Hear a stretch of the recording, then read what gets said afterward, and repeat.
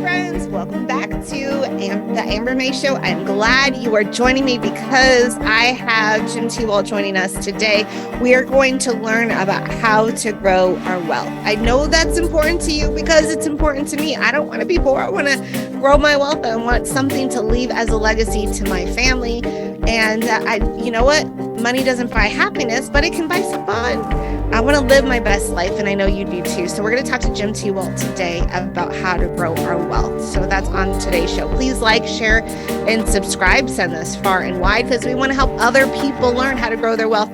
They don't teach us what to do with finances in school. So you have to seek out the information, and I'm bringing it right to you. So please like, share, and subscribe. You can join us on Telegram. I always add more content there, and you can find me at The Amber May Show on Telegram. I'm on True Social Amber May, Frank Social Amber May, and CloutHub, so join me at those platforms. If you believe in what I'm doing and want to become an angel investor, the easiest way to do that is going to theambermayshow.com. Click the donate button and donate whatever you feel like you can donate to help support the program. That I would really appreciate it. Well, without further ado, I have Jim T-Wall right now.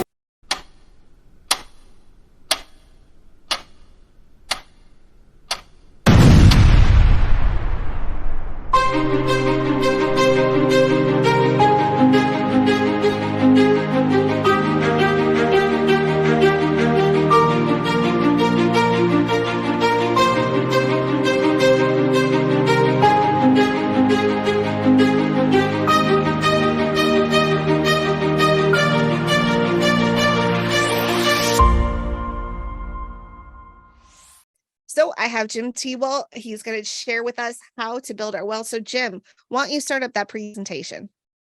Well, Jim, what do you have for us today? I'm so excited to learn more about finances, how to grow our wealth, to protect ourselves for future. So what do you have to share with us today? Well, it's very exciting things in today's times. There's just so much information out there, a lot of media information. We're going to talk about that a little bit. It's the best of times. It's the worst of times, I think, is probably the best way I would say that. Plenty of opportunity today, a lot of misinformation out there designed to scare people, to get people off focus, to get them not thinking, and basically take advantage of them. And we're going to try to help you today to not be caught up in that thing that's going on. Fantastic. So what are we talking about today? Are we talking about estate planning? Well, we're going to talk about just basically how to become wealthy.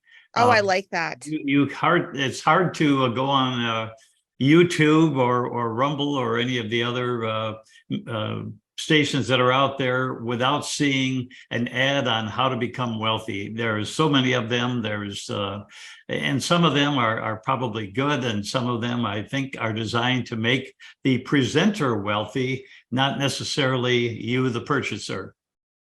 Well, you know what? There's small tools that can really make big differences in people's lives. And you and I talked about it before. There are some fundamental families that have been very wealthy in America, and they start out with little tools in the toolbox. And perhaps you're going to shed some light on some of those tools to help grow our wealth. We're definitely going to talk about how to take the initial steps and then what to do after that to become wealthy. Perfect. Let's do it. Okay. Well, first, the disclosure thing that we have to do as a registered investment advisor, I have to disclose certain things to the public when we do this. So first of all, this program is not intended to offer any specific stocks or other securities for sale or to promote any particular strategies. Investments involve risk, and unless otherwise stated, are not guaranteed. Be sure to consult with a qualified, trusted financial advisor before implementing any of these strategies. So it's like when you see the race car driver running down a track through the city, usually there's a disclaimer there. Don't try this at home. So, Yes. So let's get into it. We're going to start by looking at a couple of pictures here. Do you recognize either of these two gentlemen, Amber? One of them I do. Mhm. One of them you do. Okay. Well, one of them is, well, we'll get to them a little bit, but I just want to tell you that they're going to be part of our discussion this morning. One of them handled his planning very well, the other one not so well. So what's critical right now? Well, one of the best planners that I ever met. In fact, when I sat down with him, I offered to create a financial plan for him, and I started looking at what he was doing with his finances, and he had covered all the bases. He had taken care of, he had money set aside for buffered emergency funds. He had a high interest savings account. He had money in the stock market. He had safe money in annuities. He had life insurance in place. He had a long-term care insurance plan in place. He was doing charitable giving, and he was working with his children to transition his wealth down to the next generation. Wow. So who was he? Was he a wealthy industrialist? Was he a business owner? Was he a financial advisor? Actually, he was a missionary. So what? A missionary. What's critical now? Well, first of all, there's a lot of thought about, or a lot of talk about the CBDC, the digital currencies, the BRICS nations, inflation, runaway spending, rampant immorality. I remember a statement that James Carville made. He was the campaign strategist for William Clinton years ago. And he made a statement that stuck in my mind, and it said, it was this. He said, "It's not morality, it's the economy, stupid." So what we've seen today is that he had it completely backwards. It is morality, it's not just the economy, because morality does influence the economy and does influence your finances. And that's why we're going to talk about how to do the right things here. So, well, to say what you just said about morality, even our founding fathers said, if you want to rule yourself, which is what our government's supposed to do, how it's set up, that we, the people, control, how we run the country, you have to be a moral people. In a republic, you have to be moral people to run. Otherwise, it just implodes and it doesn't work out. That is true, and we're seeing that today. We're seeing people that whose morals have gone. They have no moral compass, and they're easily swayed by people who want to sway them to do what they want them to do. So I remember watching cowboy movies when I was a kid, and how easy it was to take a herd of sheep or a herd of cattle and to get them running pell-mell in any direction, a couple of well-placed shots from a six-shooter, and they were running uncontrollably. And that's what we're seeing today. We're seeing people that are shooting in the air, so to speak, and making the public run and do things that are not good for them to do. So let's talk about what is true about every major sports contest, every successful business venture, and every political campaign. They all have a plan. Okay. If you go to the Super Bowl and watch two teams play, both of those teams have a plan. Both of those teams have tried to identify the other's weaknesses and exploit them, and they have a plan to do it. Most people enter their financial lives or enter life with absolutely zero plan. They have no written plan. They have no idea where they want to go, and they just get bounced around by people who have a plan. In fact, I heard this statement one time: the man with no plan is subject to the man with a plan. So unless you have a plan for your life, a written plan for your life and your finances, you are very likely to be pulled in by the next shiny object that comes along. And we see that so often. What I also heard is you should control your money, not your money control you. So if you don't have a plan, your money is controlling you, versus if you have a plan, you're controlling the money. That's what I've heard a saying here and there along the way. very often. So what is the media's purpose? What is their goal? Well, first of all, their primary goal is to make money. Mm-hmm. And the way they do that is to change your focus from your plan to their plan. They want it's called television programs. And That's right. Because the idea is to program your way of thinking, make you come back to them as the source for all of your information. That's what they want. Right. When that happens, they make money. Remember when the Twin Towers went down, 9/11, the media had us in their grasp, but we watched, I don't know how many times I saw the Twin Towers be hit by the airplanes, and each time they went down. It was over and over and over and over again. That's yet we could not seem to take our attention off of those programs. And that is what the media wants. They make money from their advertisers when we do this. So the answer to media madness, in my opinion, is to have a game plan, a battle plan, a way to focus so that you can avoid distractions, a plan for your own path to success. So I know we talk about these things a lot. Life insurance is important. If you die prematurely, money in checking and savings account is important. Investments are important. Predictable streams of future income, that's important. Tax-free money in retirement, that's important. Owning gold and silver, those are all important things. But what you'll see in the media often is they will focus on one area. For example, there's an ad out there right now that talks about owning gold and silver in your IRA, a little known secret that the government is trying to hide from you. The whole idea here is to get you to lose focus from your overall plan and be pulled into owning gold and silver in your IRA. And I'm not going to say that that's a bad idea, but it's a very difficult thing to do. And I've seen several people that have done it. And then when they tried to unhook it, it cost them thousands of dollars to do so. So it's not something that you want to enter into without some thought, without a plan. It's like being in a football game and you decide to do a trick play.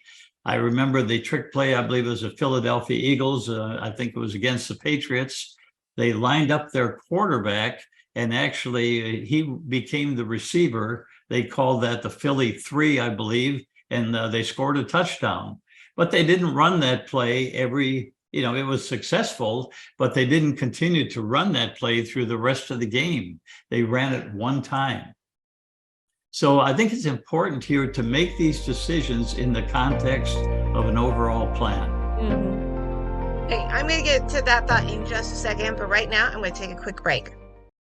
Wow, it's so soft and smooth. It's cool to the touch. How did you do that? Well, we took MyPillow's patented fill and combined it with this new technology that we didn't have back then when I invented MyPillow to bring you the best pillow in history, MyPillow 2.0. Because of all of you, MyPillow 2.0 has been a huge success, and now we're bringing you our best-selling Go Anywhere MyPillows with the same temperature-regulating technology. Made with my patented adjustable fill and brand new cooling fabric, they're truly the next generation of MyPillow. So go to MyPillow.com or call the number on your screen. Use your promo code to save over 60% on our MyPillow 2.0 4-pack special. You'll get 2 MyPillows and 2 Go Anywhere MyPillows, regular $259.92, now only $99.98. King size just $10 more. This is a limited time offer, so please order now. Hey there, I'm Darren. And I'm Randy. We're from Patriots with Grit, and you're watching The Amber May Show. Check it out. In the early 1900s, like in 1920s, 30s, with $20, you used to be able to buy an entire men's suit. You could get the handkerchief, the tie, the vest, the jacket, the pants, the belt, everything. And you could also buy that with a piece of gold. Now, in today's standards, you can't buy much with $20. Maybe a tie, maybe that's it. You could not even come close to an entire men's suit with a $20 bill. However, if you still had a piece of gold, you could still buy an entire men's suit with that piece of gold. See, silver and gold have intrinsic value, and it's had intrinsic value since the beginning of time. It's always been a currency around since the existence of man, gold and silver. So why not protect your investments and protect your earning power by owning some gold and silver? And the easiest way to do that is contacting Jim Tewell at EPSwealthmanagement.com. That's Edward Paul Sam, wealthmanagement.com, EPSwealthmanagement.com.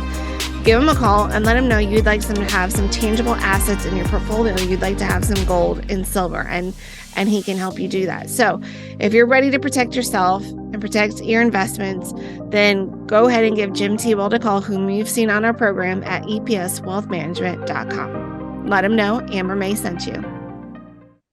You are listening to the Amber May Show, and now we return to the show already in progress. So, without coordinating, without a plan, things are just a hodgepodge. It's like an explosion in a confetti factory.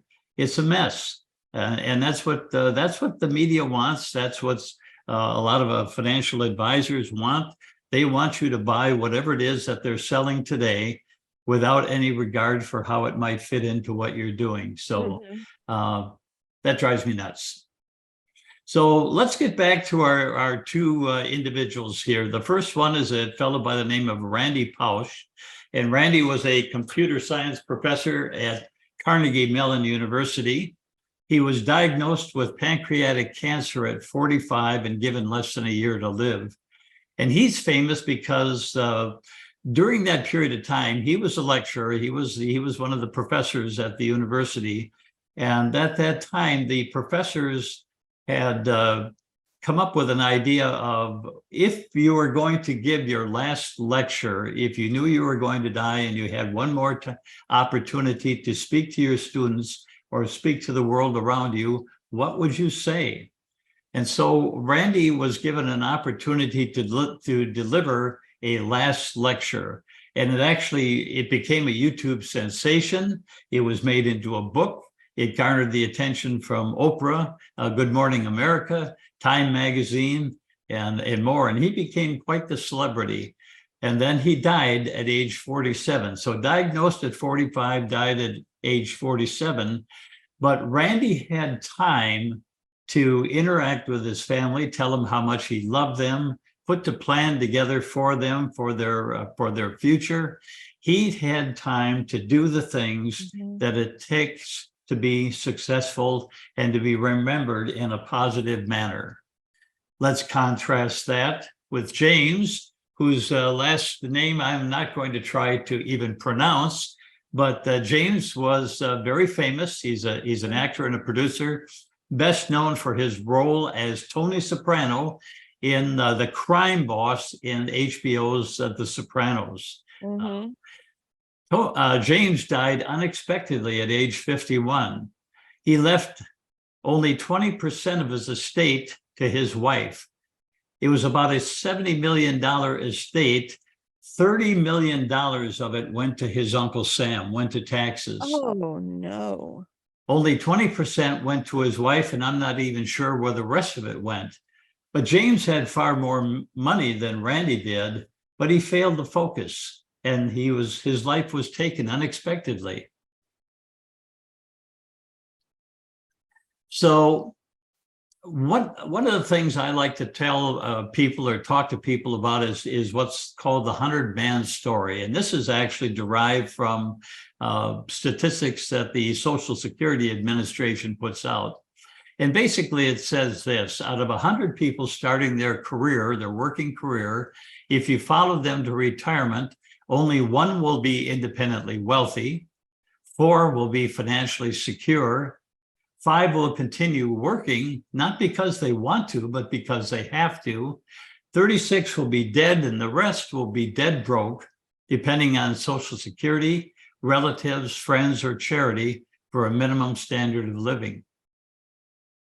Now, the interesting thing about this story, Amber, is that when I started in the financial services business some 100 years ago or so, seems like, but it was actually back in 1967, so do the math on that.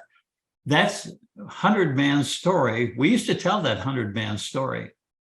And do you know that in all the years that I've been in business, the numbers have not changed? I believe that. With I've all just the seen it in my financial life. advisors running around the landscape, all the famous Daves, the waitress, the Jewish waitress that became a financial guru, with all the advice that's out there, these numbers have not changed. There are millionaires with college degrees. There's millionaires with little education. There's millionaires who were born rich, millionaires that were born homeless. There are millionaires in developed countries, but also millionaires in poor nations. There is no single quality that stands out amongst the wealthy, except wealthy people understand and use faith to attain wealth. They understand the principles of success. They understand that it's not a win-lose situation. Abundance is there for the taking. There's enough for everyone, but it takes a plan, a change of mindset and a plan. I see this all the time. When I read my Bible, it says, Jesus said this, the poor you will have with you always. Always. Now, why is that? Well, because poor is a mindset. Yeah.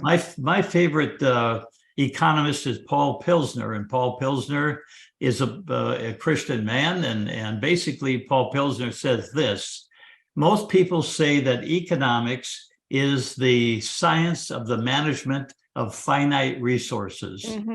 I say, as a believer, one that knows that God has all the resources that there is, economics is truly the science of the management of infinite resources.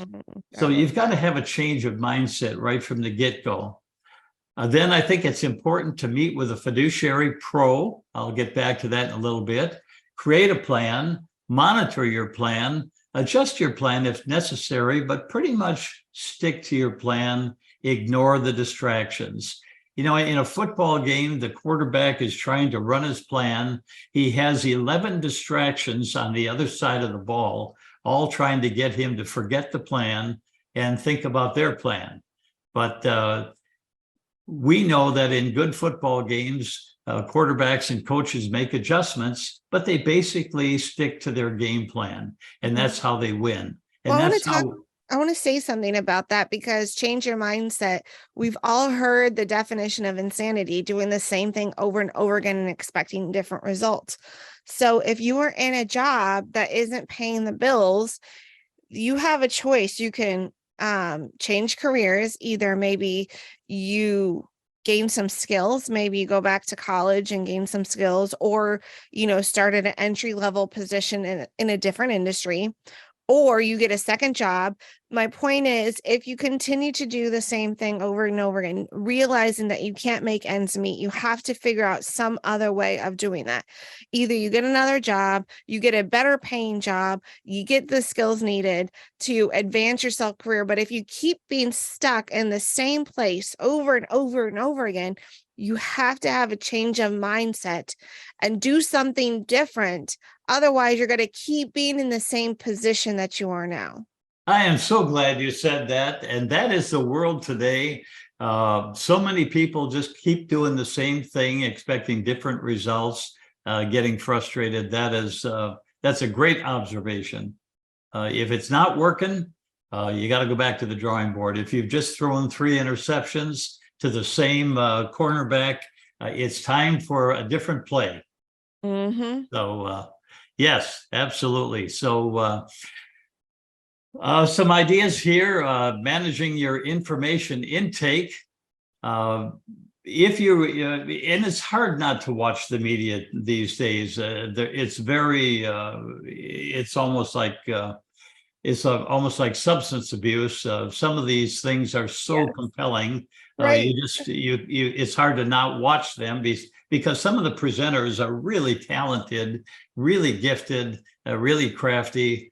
But if you're going to make it, you've got to avoid fads. You've got to build on a solid foundation. What I tell people is you have to take a macro look and a micro look at your finances. In other words, macro look, Are you doing the things that it takes to be successful? There are certain things that all successful people do. If you're not doing them, then you might want to include them into your planning, into your lifestyle. Mhm. And then the micro look is, are the things that you're doing, because as an example, you could be investing in the stock market, which is one of the things that people do that are generally that are wealthy, Mhm. make a lot of money. However, you could be investing in the wrong things. That's right. You could be speculating, doing things that are just not going to work for you. You may have a mentality of, I don't like to take risk. And I could look at your portfolio as an example, and I would think you are Superman. You are trying to leap tall buildings at a single bound, yet you tell me you like to keep both feet on the ground. Something is wrong here. Well, not just that. I like what you said. You know what? If you want to be successful, you need to be looking at what do successful people do and start mimicking what successful people do. Because if you start copying the steps and the things that the wealthy people do, the skills, what do? Do they sleep all day and watch TV all day? No. They get up early, they start their day, they have a plan in place. If you start mimicking what successful people do, you can't help but become successful. You can't help but start growing your wealth. And then I Absolutely. love what you said about the micro look.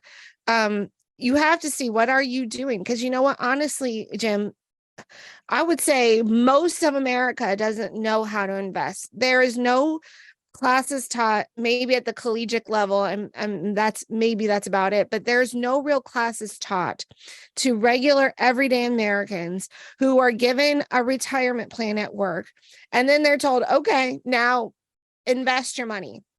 Well, most of us look around like, I don't know, they close their eyes and then they put their hand on a business with a dart and say, okay, I'm gonna invest there. They don't know what's a small cap, what's a large cap, what's an international fund, what's the S&P 500. People don't know. So Right. this is, since you don't know, this is where you have to get someone who does know. So your options are going to the library, checking out books about money management, calling someone who's a fiduciary financial planner, watching, like getting like the Financial Times, getting periodicals that have to deal with money, watching videos that have to deal with money. You have to educate yourself. But the best thing you can do for yourself is find a financial planner that has your back. One thing I respect about you is you let your clients make the ultimate decision, but you say, here, this is the best plan that I have come up that I can find for you. Here's this, and here's what it will do. You show them the pros, you show them the negatives, and then you leave it up to them to make that decision. Oftentimes they'll follow your advice and sometimes they don't. And then they find themselves in trouble. And then they come, hey, Jim, can you help me out with this? And you've been so gracious to help clients out, no matter if they choose your advice or not. But it's wise because you have your clients back. Not everyone does. So these are just some tools in your tool. You have to take it upon yourself to educate yourself because the macro and the micro are important. I find, Amber, that most people can make good decisions when they have relevant information and they're put in a position where they're not badgered or pressured to make a move. Yet I can remember vacuum cleaner salesmen coming to the house and they were not going to leave until they made the sale that night. That's what it was all about. But Yep. But that kind of pressure may work for when you're buying a vacuum cleaner, but it's really not a good idea when you're planning out your financial lifetime. Correct. There you want to have advice that's in a no pressure setting. You want to understand as much as possible what you are doing. And by the way, when it comes to managing money, a lot of people in our business that are professionals don't really know how to do it either. So, but there are some things that the wealthy have done over the years. Buying and hold quality. I've got this as my kind of closing comment at the bottom of this slide. Buy and hold quality. that's a good financial basis. It makes for a good core.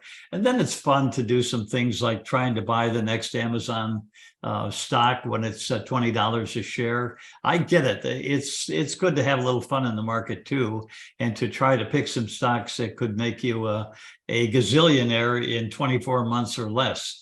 But for every stock that does that, there's probably 1,000 that will try to bankrupt you. So it's good to build a solid foundation and then go from there. When you're talking about buy and hold, you're talking about like at the stock market. Pardon me? You're talking about the stock market, buy and hold quality. That means when you invest in the stock market, hold on to your investments, right? Is that what you're talking about there? Yes, and have a strategy that works for you, whether the market is up and down. And we've talked about this a little bit. I like buying dividend stocks. I like buying companies that have increased their dividends for at least 10 years. And some of them have increased their dividends for 25, 50, 60, 100 years or more. Any company that can pay a dividend to its shareholders and increase that dividend every year for 10 years or more is a very well-run company. And even in a down market, these companies have been paying dividends to their stockholders, correct? That is something, great statement, Amber, and a statement that most people just really have a hard time comprehending or don't even know it's true. When the market is down, good companies are often increasing their dividends. They're making money, but the market is down. The overall market's down because investors are frightened.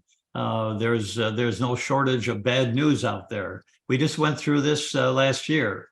Inflation, the Fed raising interest rates, bing, bang, boom, very quickly. Suddenly our interest rates went from, on mortgages, went from about the mid 2% up around 7% in the blink of an eye. Well, when that happens, when we have shortages of materials, when we have a war going on over in Europe, when we have political unrest, all of those things are very disconcerting for people. It scares them.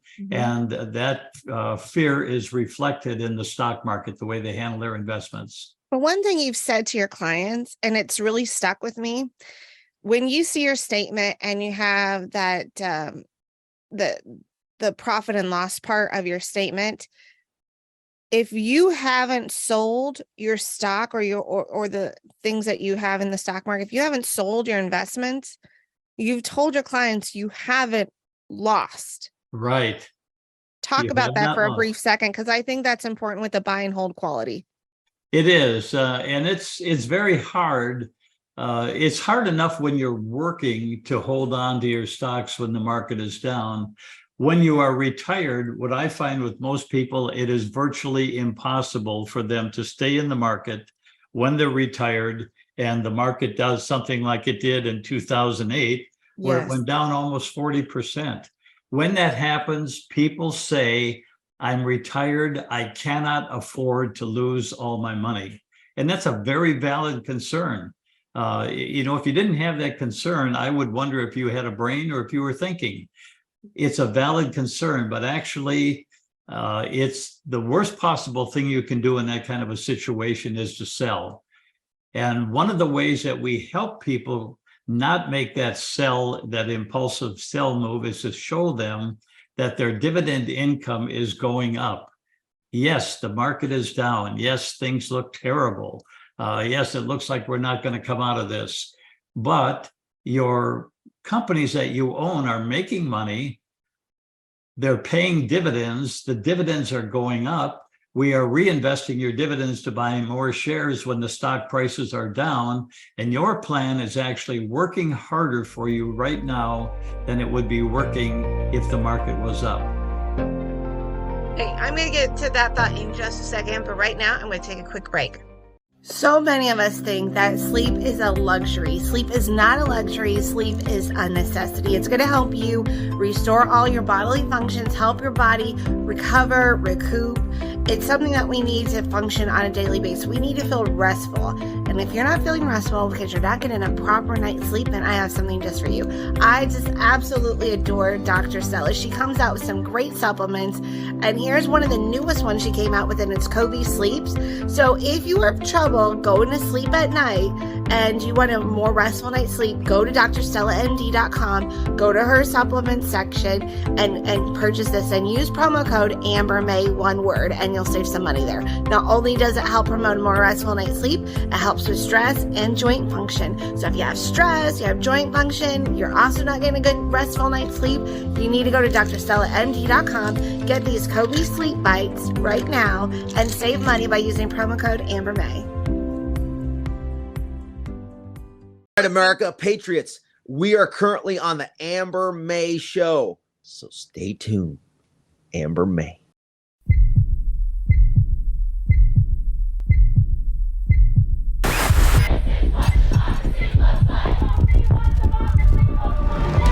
We are here to defend democracy. Misinformation poses a threat to our nation's health. Climate change is an emergency. Democratic socialism. Codify one's right to choose. Hell yes, we're going to take your AR-15.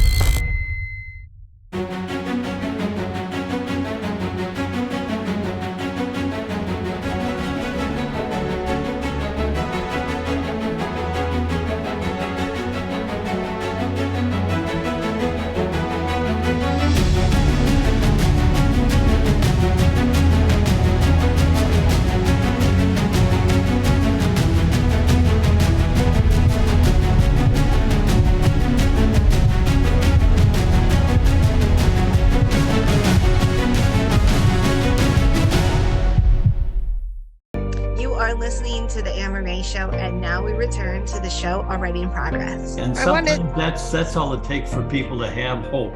I want people to get the idea of when the stock market's going down, this is your opportunity to buy at a discount. Wouldn't you agree? Well, if you like going to Neiman Marcus or a Sportsman's Warehouse or Cabela's when they're having a 50% off sale on your favorite stuff, yeah, heck yeah. Yep. Well, let's move on here, Amber. Consider this alternative. And by the way, this is the same mentality that you had when you're working. So if you were retired now, I'm going to get you back to that mentality that you had when you were working.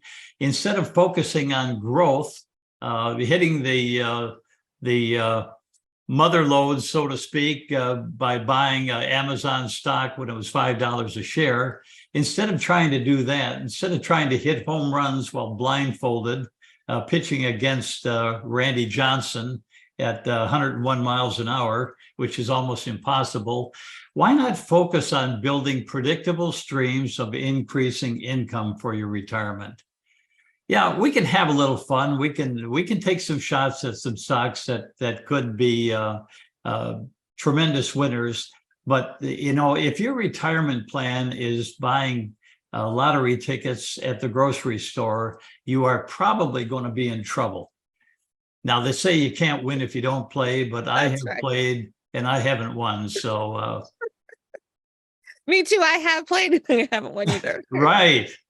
So what we suggest to people is, look, a multi-tier retirement income plan. First of all, and my wife made this comment this morning, and it was really a great comment. It's really wonderful to go into your retirement with a pension plan. Mm-hmm. Now, if you work somewhere where they have a pension plan available, by all means, get on board. But if you don't, and in many private industries today do not have pension plans anymore. But if your company does not have a pension plan, set one up yourself. And we can show you how to do that. There's actually a couple different ways of funding it, but you can have your own private pension plan that builds predictable streams of increasing income, some of which can be done without market risk, some in the stock market. Some of it can be taxable, some can be tax-free. I think a balance there, and everybody's a little bit different when it comes to that balance, how you make the adjustment.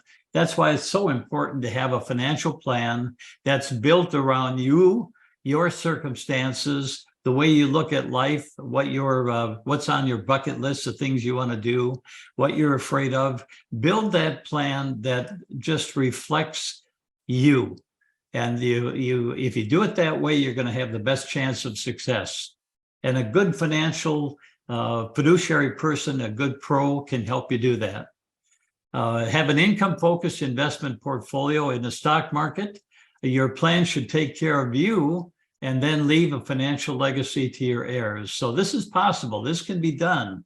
This is not all that complicated, quite frankly, but it's pretty much the antithesis of what you're going to hear in the financial media these days. Well, I want to talk about that for a second, because some people are thinking, I just don't have a lot of money. I would love to do this and have a pension plan and have predictable streams of income.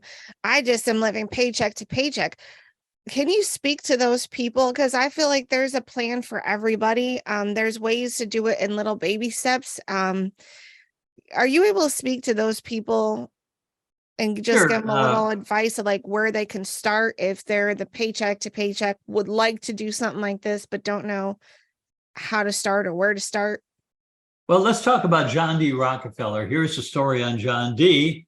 He bought an apple for a nickel and he sold it for a dime. And that started him off on his career, supposedly, of making a lot of money. Now, John D. Rockefeller came from a very wealthy family, so I think his wealth accumulation probably went beyond buying apples for a nickel and selling them for a dime. But it's a mindset. So you start with what you have. First of all, if you're a believer, it's a lot easier because you know that you are in the family of God, and God is, well, if you believe what the Bible says about God, he's always been here. There's never been a time that he did not exist, which is kind of a difficult thing for we humans to understand, because we think in terms, hey, I was born as a little baby, I grew up, and then I passed away at some time later in life. An infinite being is very difficult for us to comprehend. Also, just knowing that if you're part of his family, all the wealth in the universe belongs to him. Mm. And I've heard a lot of people talk about, well, it's all God's money, so you want to be a penny pincher with it, and you want to be very careful and don't, and all that kind of stuff. And I don't believe that. I believe that God is very generous. In fact, there are scriptures that say this: the generous man will himself be blessed.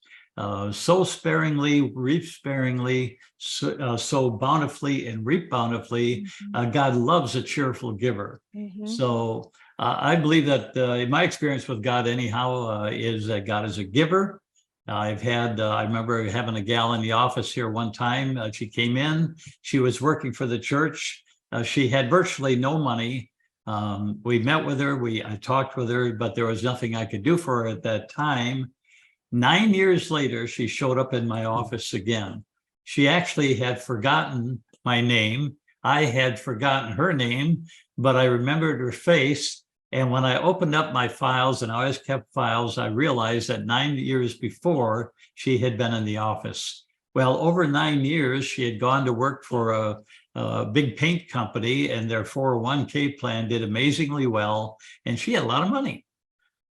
9 years changed her situation from totally bleak to totally different. Mm-hmm. And we were able to put together a plan for her. And actually, at this particular point, she's just about to retire, and she will retire with more income than she had the first time that I met her. And it'll be there for the rest of her life. So here's what I'm saying. You step out and you start. You change your mindset. You change your mindset from a poverty mentality, it'll never happen to me, I can't do this, to one where you're going to step out in faith and begin to make some moves that other people have done over the years.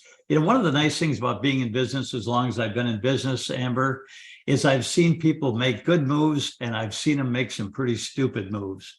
And what we want to do is not do the stupids. I've seen how they work out. Let's not do those. Mm-hmm. Let's do the moves that actually worked out for people. Mm-hmm. If you are your age now and the 75-year-old version of Amber came along and sat down next to you, the 75-year-old version of you would say, here's some things that you can do, Amber, right now to make life better for when you get to the point where I'm at. And that's what we try to do with people is to talk to them like the 75 or 80-year-old version or 65-year-old version of them would talk to them in terms of how to make decisions, how to do things. So let me ask private you pension, this.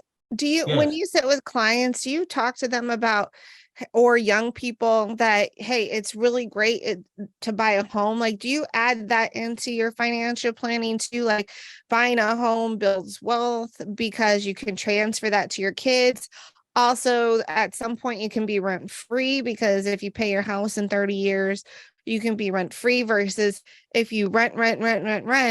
And like right now, we're seeing the cost of houses is very expensive. It's like triple what it used to be. Do you ever talk about that as also a tool to build wealth into your family, or is that not? Absolutely. And we have a lot of clients that like real estate, even as an investment, just beyond their personal homes. They like real estate as an investment. We have the conversation. I've had people tell me, well, I own rental real estate. I prefer to do that. Oh, okay. Tell me about your renters. Well, I have my kids in there right now. Are you charging them any rent? Well, we're just trying to help them out. And I say, look, you're really not a real estate investor. You have a real estate ministry. And that's fine. It's your real estate. It's your money. I'm not trying to tell you what to do, but let's not call yourself an investor if you really have a ministry going on. So, and when it comes to buying a home, I've had people that, I'm married to a gal that wants our home paid off. That's very important to her. Economically, I've seen the numbers both ways. A home in some respects is like a boat. It's a black hole into which you put money. However, it is your home, and our home has substantially gone up in value over the years. But beyond that point, for my wife and for me, a home is a home. It's our place. We have a lot of memories here. Our kids have memories here. Mm-hmm. Our kids have said they want us to keep the house and the family because of all the memories. So, actually, Amber, to answer your question, yes, we have that conversation. People have different ideas about homes. Some are in a home that they consider their forever home. Other people are in homes that they consider just part of their investments. But we try to have that conversation. I don't want to sway you in your persuasion.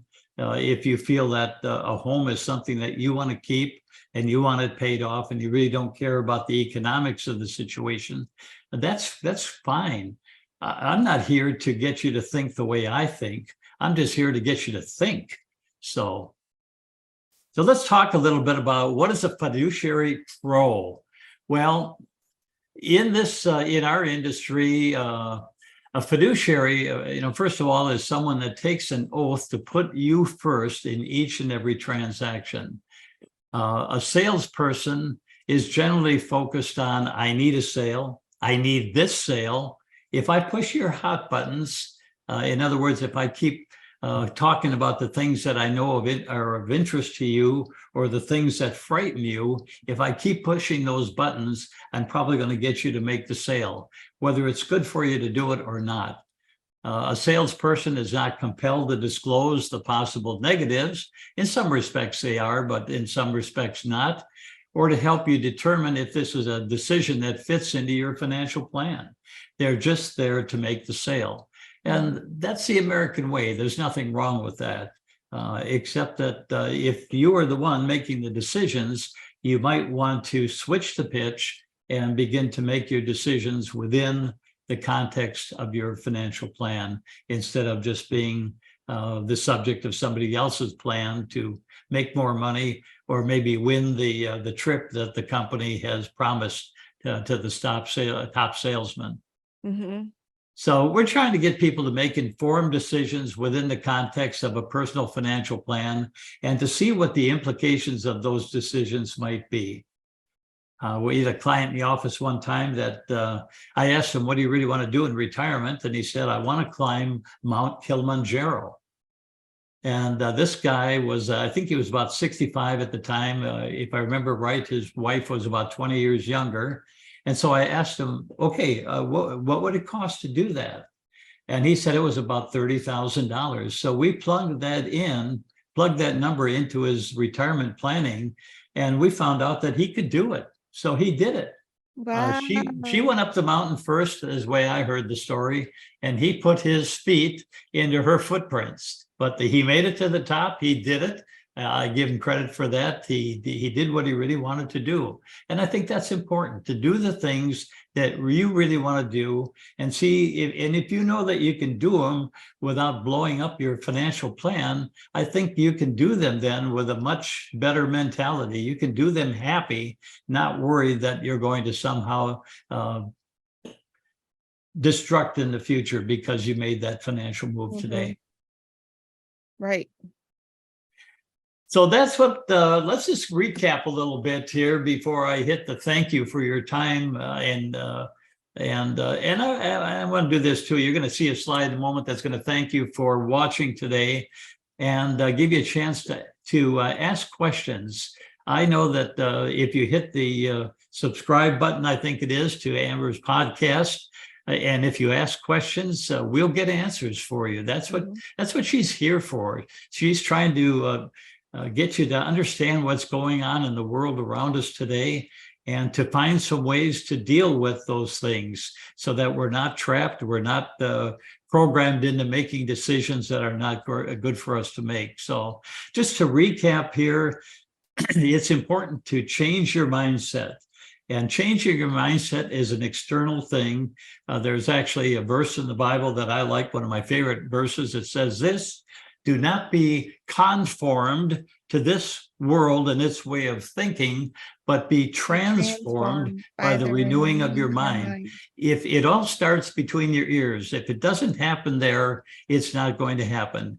You might you might get excited about something I've said and run off and do something that I mentioned, and then the next time a bright shiny object comes along from a different direction, whoops, a bird, and you're gone.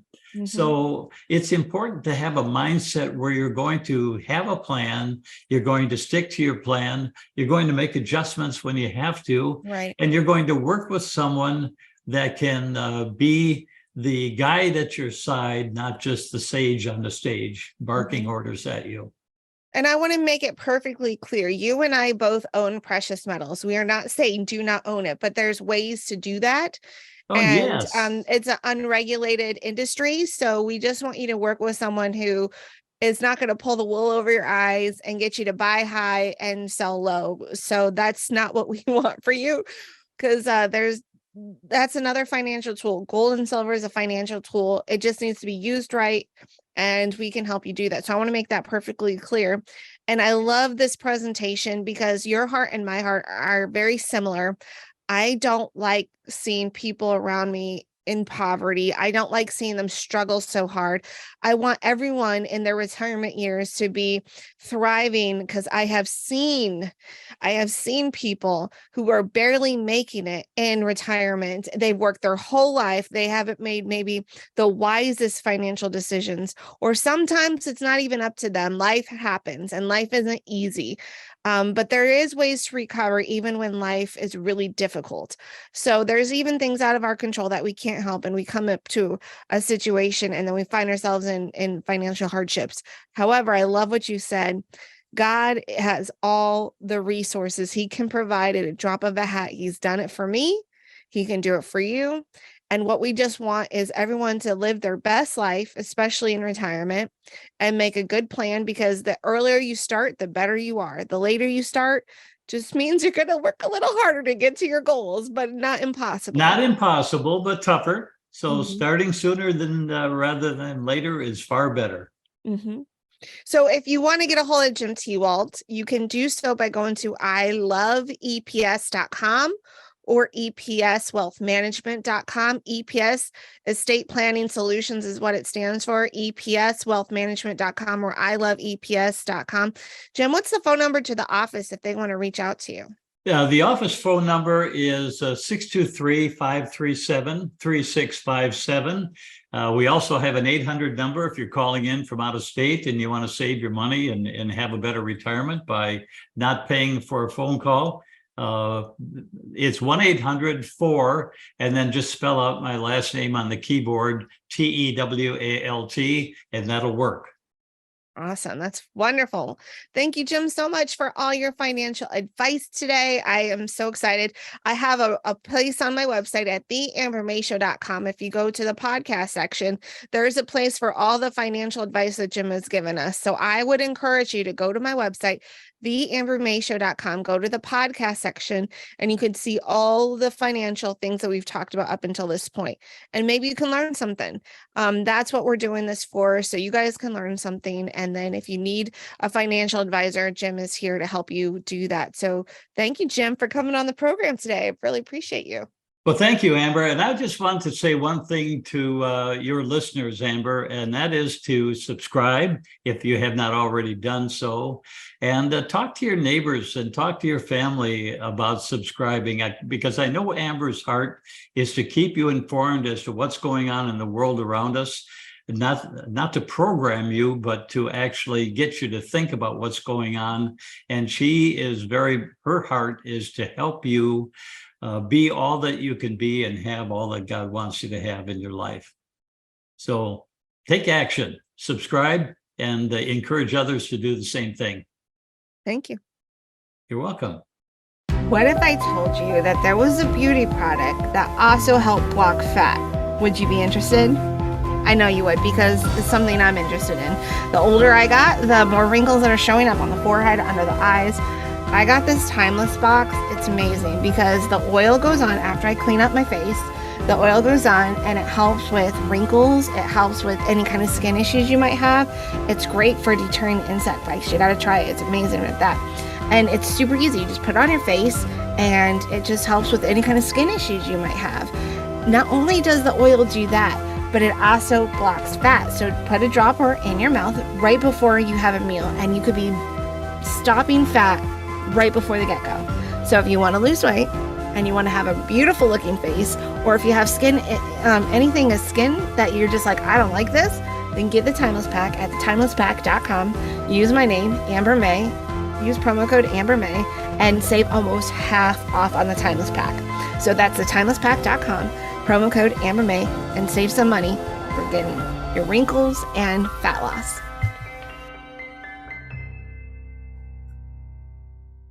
Thank you for joining us today on the Amber May Show. I hope you enjoyed this episode. Please make sure you like, share, and subscribe. And if there's someone that came to mind, please share this episode with them. Please follow us on Telegram at The Amber May Show, True Social Amber May, Frank Socially Amber May, or Clout Hub. I can't wait to see you next time on the Amber May Show.